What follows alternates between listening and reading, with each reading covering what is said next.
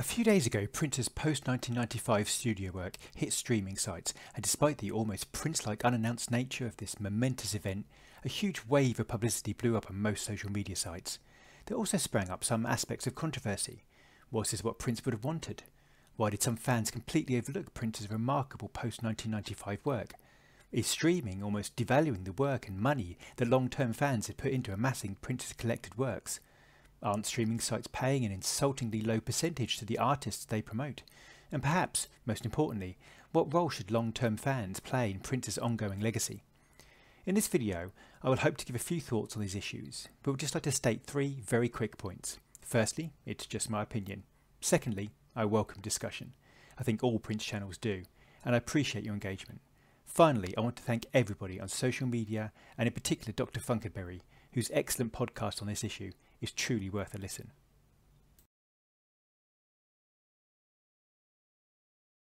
Well, the short answer is, it's impossible to say. Prince was highly creative, and new ideas, not just musically based, but concerning the music business and how to get his product in the hands of fans, were a large and integral part of what Prince did. Whether it was the early days in Napster, the NPG Music Club, tie-in promotions allowing newspapers to give his CDs to customers for free, allowing concertgoers a free copy of his latest project, or his later partnership with the platform Tidal, Prince was a music business innovator. People are also right to point out that Prince kept his music off most streaming sites and made a strong point regarding the reasons for this, a point we'll cover later in the video. Ultimately, we cannot with any surety be clear what Prince would have wanted. Whilst it is very important to be respectful to his memory, we cannot definitively state what his position would now be. What we need to recognise, very sadly, is that losing Prince not only meant losing what I believe to be the greatest artist of all time, it also means that the Prince estate are forced into accepting a new reality.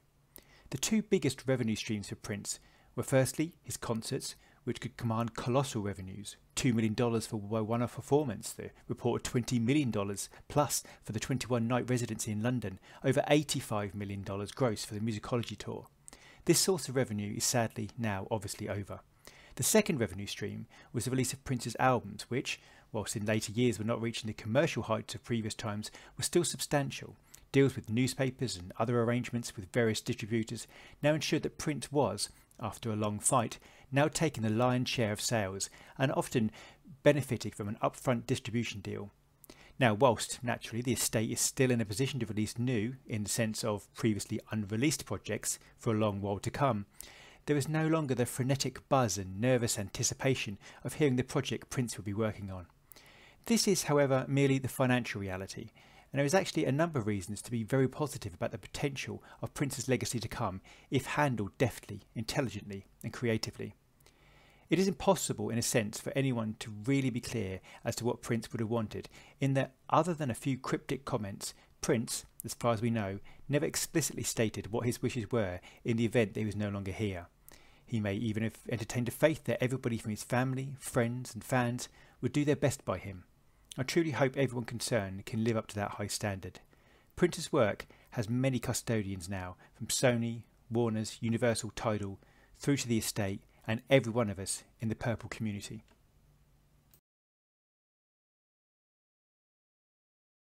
From someone who was there at the time, being a Prince fan in the mid-90s wasn't easy. The internet, as we know it now, was in its infancy. Prince had written slave on his face, and the general public had no idea whatsoever as to why. To find out Prince was releasing an album, you had to find a message board, see an advert in a magazine, see something on TV, or have your network of Prince friends.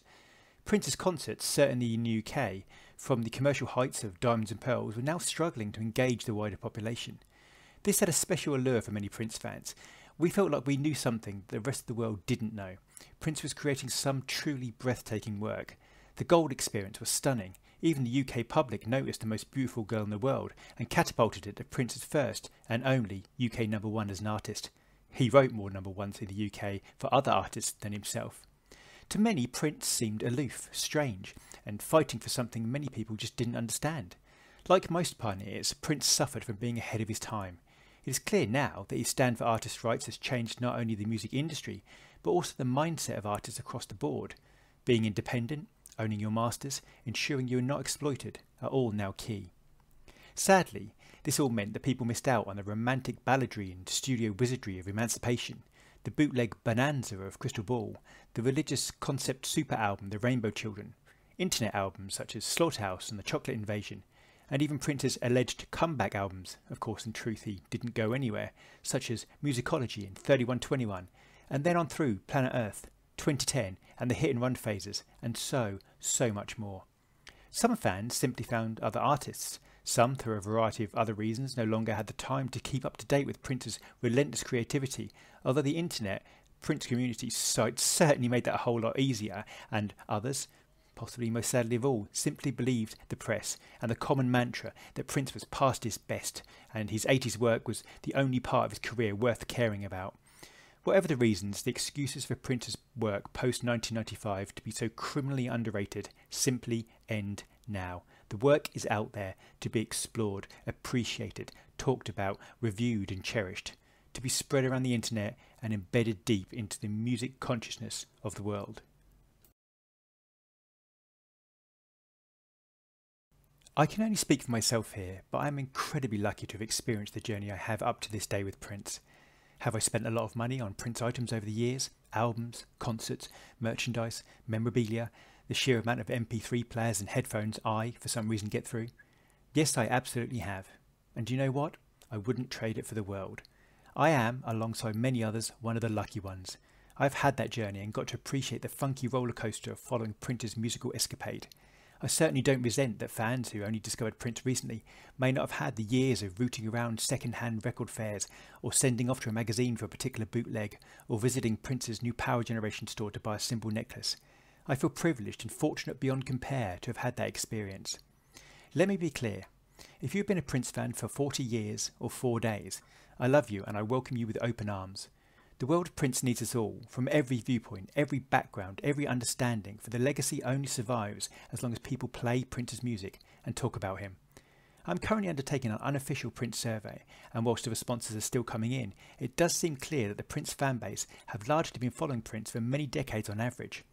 And whilst this is heartwarming and testament to Prince's creative longevity, there must be a new generation to ensure Prince remains accessible to all, something I will come to at the end of this video. Some Prince fans have stunning Prince collections made up of every item you could possibly imagine. Beautiful vinyl picture discs, rare limited editions, merchandise of every conceivable type, from tambaracas to My Name is Prince chain hats. They are truly breathtaking, real labours of love and to be cherished. Some new fans may only have a few tracks, possibly nothing physical, but they are keen to know more. The only aspect I am slightly jealous of is the journey of unexplored Prince music they can now take.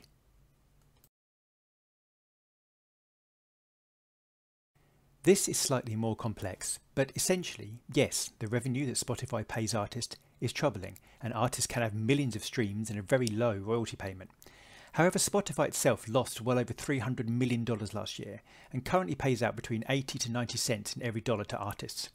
A US court recently increased the amount artists will receive to a new high, and some artists, such as Nas, are stating that the music business is returning to where it should be, with artists getting paid.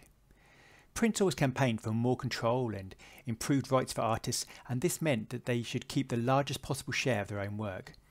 Prince was in a relatively unusual position in that he wrote, played on and sung on his tracks and largely recorded them in his own studios, so record companies had much less to offer Prince, and he came to view them sometimes as a FedEx whose role was simply to distribute the albums to record stores.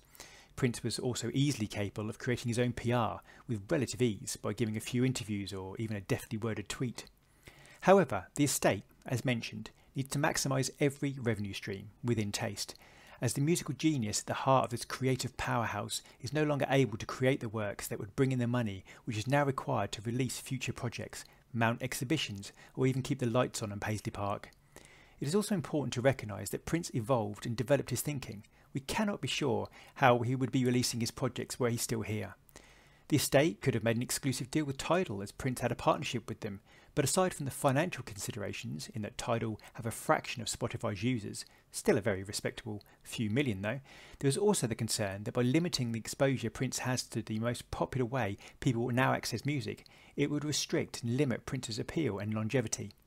Let me be clear, I was raised on cassettes, CDs and vinyl, and they are treasured items to me, but I also accept that music is now consumed in a different way. My final question, and thank you so much for listening this far, I do truly appreciate it, is what role should long-time fans play in Prince's ongoing legacy? I was incredibly lucky that when I was 14, a generous and knowledgeable Prince fan took me under his wing. He kindly gave me the albums up until that point, took me to concerts, and shared his love of Prince freely. There was nothing for him to gain. He just saw how interested I was by this artist and put Prince's work within my reach. I truly feel many of us have an almost duty, to use an American phrase, to pay it forward. Whether that be by sliding Prince into a few playlists that others might hear, or sharing your knowledge with a new Prince fan trying to put this enormous amount of work into a context, but also allowing them to discover their own favourite eras and sounds.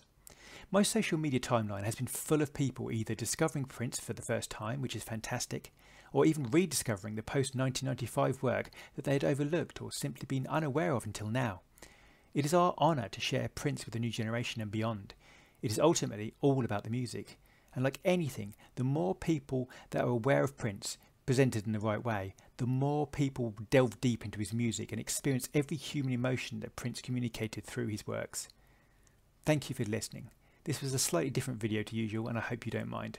I will see you all very, very shortly with so much more to come.